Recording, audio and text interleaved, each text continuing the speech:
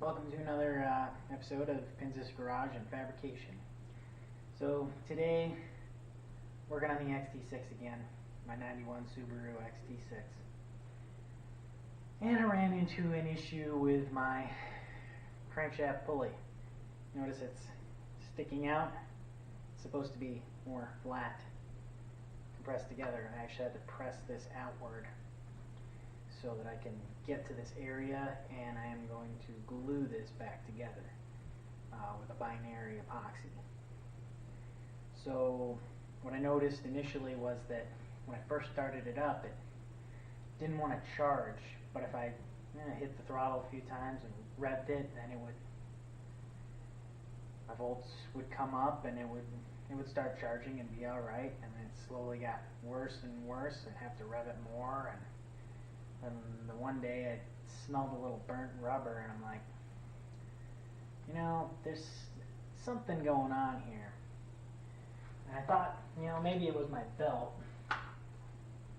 So I've used a 4-rib bypass belt.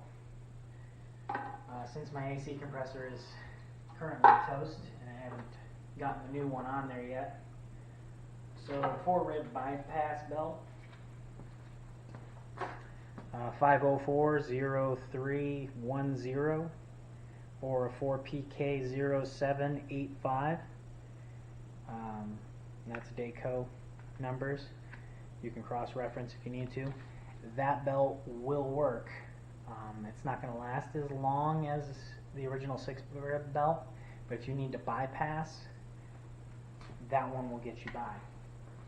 And I found that in North Carolina. I had to go through several belts before I found one that would fit, and that's how I got to my destination. I got back when the AC compressor locked up. So there's that. I just used some rubbing alcohol and cleaned up inside the pulley, the metal part, and then cleaned the rubber as well. So this is completely separated, and when I initially thought that because of that belt failure and the clutch failure that all the nasty stuff in my pulleys was causing that belt to slip, but it wasn't the belt slipping. I had cleaned out the alternator pulley, got that all pretty and nice and clean, and then went to move on to my crank pulley, and that's when I realized the pulley itself spins separately from the crank centerpiece. The rubber has separated. Probably initially happened when my compressor locked up. I would have guessed that was the jolt that probably finished this off, and then it's just been slowly getting worse since then. But the nice thing about this, even though it is balanced, see 3 drill holes right there. The manufacturer balanced this.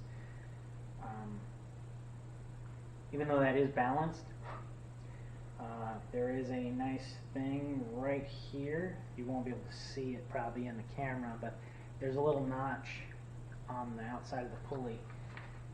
And I'm guessing that goes at the 0 mark on your timing here for top dead center. Now, how do you find top dead center?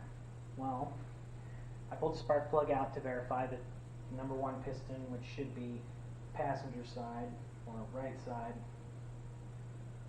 is all the way at top motion. Also, you do have a set of markings on the flywheel. You pull the little rubber insert out of the bell housing back here. There are timing marks, and there are also 3 little notches for when you do your timing belt. That's where you line up your crankshaft in the middle notch, and that's how you get your crankshaft lined up to set your belts for your cams. Your cams will line up on the cutbacks of the covers on the front, and then your crankshaft lines up on those 3 little notches. Those are not the timing marks that I'm referring to line this up. There's a whole other set with numbers on them, and I rolled it over to 0 and then check to make sure your number 1 cylinder is up at top dead center by pulling the spark plug and looking inside. It appears to be at top dead center. Then I put the pulley on all the way with the bolt on. The bolt is a 22 millimeter, in case you're curious. And then lined up my little timing notch with 0 on the front timing marks. I did take a Sharpie, and I don't know if you can see this in the video or not, but I marked 3 locations on the pulley just to give myself a reference point when I go to slide this back together. Because I'm going to take that binary epoxy and I'm going to go all the way around the rubber part, and I'm also going to go all the way around the metal part, and then I'm going to slide it all back together. Then I'm going to put it back on the car and eyeball it straight, and hopefully it ends up straight in the end, because once it's glued, it's glued. If it's glued and it ain't right, it's glued and you're screwed. So the other option is you could line that up and everything, and then take a piece of metal bar and probably go around 3 evenly spaced pieces of the exact same size and weight and weld them. Just weld the outer piece to the inner piece. That would work, but then you're opening up your engine to more harmonic damage. So I'm going to avoid that at all costs. That's going to be my last resort. And I tried to find that pulley and I cannot. It is a one-off only to the XT6, just like the AC compressor. The XT6 AC compressors you can still find, but the pulley not so much, because compressors were in more demand, so there are rebuilt ones out there that you can locate. As for the pulley, I'm guessing those are only really going bad right about now, once the cars are getting closer to 30 years old. So it's had a good run. So what I'm going to use,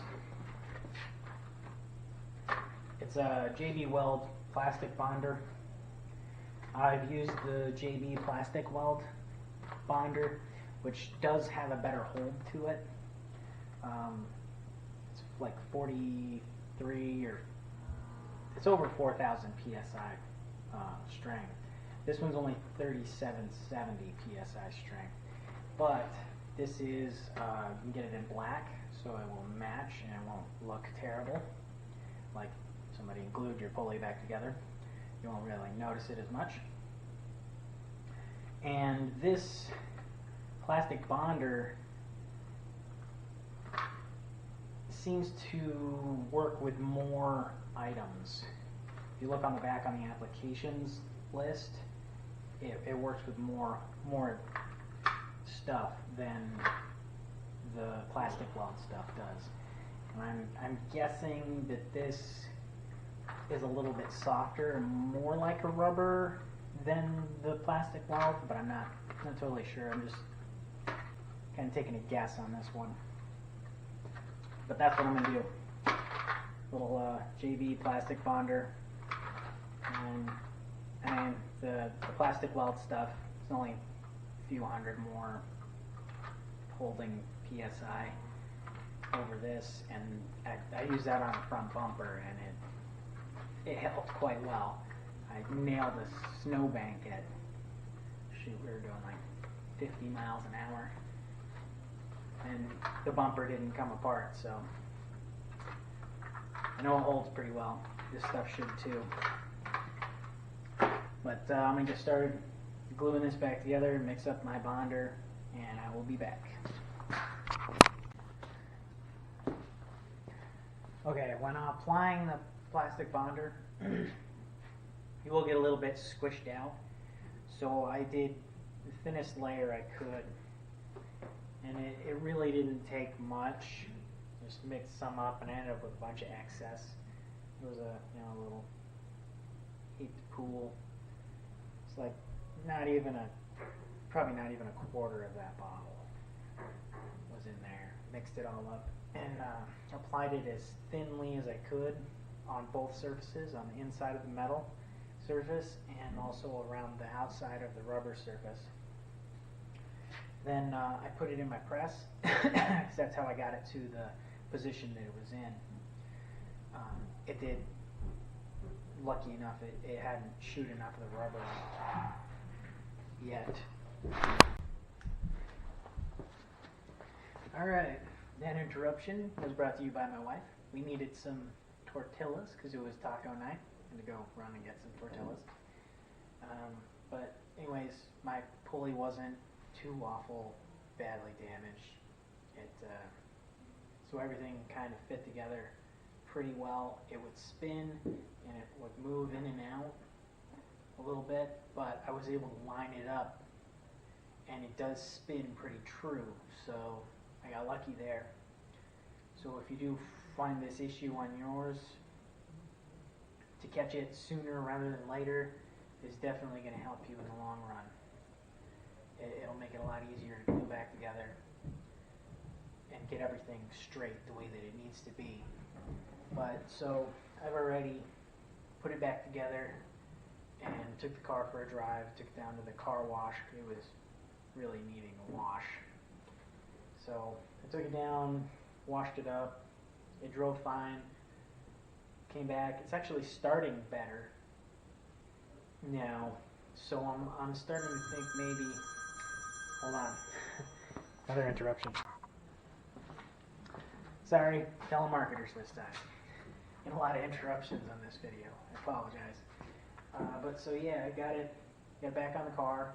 I took it for a drive, came back. It is starting much better than it was before, and I think that was partially due with it not turning the alternator fast enough when it initially would start up, because my voltage would go super low, and it would kind of try to stall, but I'd rev a little bit, and then it would even out and idle fine. But since doing this, it didn't do that. So we'll see on the longer run. I was thinking maybe that was a sensor going bad, because I do have some really old sensors, and it would only take one sensor going bad. And this computer is old enough that it won't pick up on sensor degradation. It just, so it won't even throw a code or anything. It doesn't know that there's something wrong. So I'm thinking this issue may have been going on longer than I thought. And that may have been why it was starting funny for the longest time. But it's held together so far after the drive. I mean, I wasn't nice to it at all. I got on it, and I was right about the, let's see if I can find the rag, it should be right here. I was right about the JB. It is more of a rubbery, very flexible substance, and being black, it kind of blends right in. It seems to be the perfect thing to use, and it feels pretty strong. So I think this is going to work really well. I still got some on the JB Weld package, and it's pretty strong. So it feels quite durable. As long as I got the rubber and the metal cleaned properly, that'll be the main concern. But I did use rubbing alcohol, and I cleaned it several times, so it should be clean enough. It should have stuck well. But here, I'll show you real quick what it looks like. And once again, my lighting is terrible, so you can see it's that shinier black color that's where I put it on there, and I kind of rubbed across it with my finger to make sure it was an even application. All my Sharpie lines are still lined up, so it hasn't slipped at all.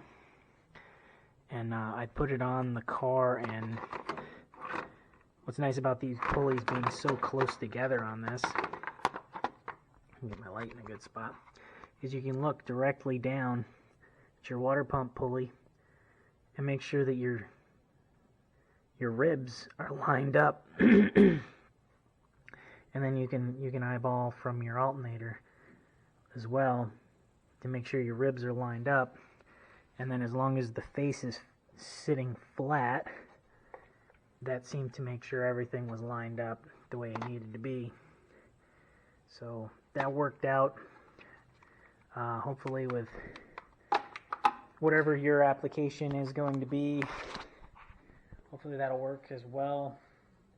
But most other cars, you won't have to do a repair like this because you can just buy a new crank pulley. It's not a big deal. But this car is rare enough. I just can't find one. And nobody's making parts for these anymore. They're getting so rare. And they were kind of rare to begin with. They don't really share many parts with other cars. So that's where most people are going to find this solution to be the best. And I mean, especially other XT6 guys, should like this repair. Because like I said, you're not going to be able to buy another one of these, and you don't want to have to weld your pulley to the center section and then lose all your harmonic protection there. You need all the protection you can get. Make sure your engine lasts longer. So, I mean, hopefully this was helpful to more than just the XT6 guys. I mean, that bonder can be used for lots of other things as well. Doesn't just have to be to, bond body panels together and plastics and stuff. You can use it for other applications, and that's pretty cool. But I guess keep on wrenching, guys.